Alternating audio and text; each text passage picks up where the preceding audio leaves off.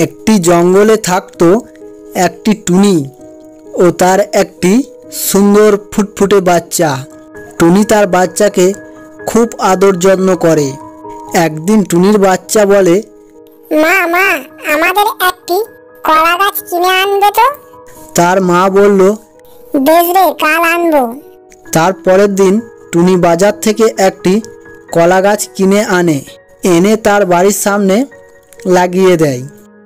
পরের দিন সকালে তারা দুজনে দেখে ওই গাছটা অনেক বড় হয়েছে আর ওই গাছটাতে কলাও হয়েছে। তখন তার বাচ্চা বলে, মা মা দেখো কলা ধরেছে। টুনি তার বাচ্চাকে বলে, কাল কলাগুলো পেরে নেব, এবার বাড়ি চো। এরপর রাতে একটি ডাইনি ওই দিকে যাচ্ছিল। সে দেখতে পায় ওই কলাগুলি। ডাইনিটি কলাগুলি দেখে তার লোভ সামলাতে না পেরে কলাগুলো পেরে নিয়ে চলে যায়। সকালে টুনি ও তার বাচ্চা এসে দেখে তাদের গাছের কলাগুলো কে পেরে নিয়ে চলে গেছে। তখন তারা দুজনে খুব কান্নাকাটি করে। সেই কান্না শুনে সেখানে একটি ভালো পরী আসে। এসে টুনিকে বলে, তুই কান্নাকাটি করছিস কেন? কি হয়েছে? টুনি তাকে সব বলে।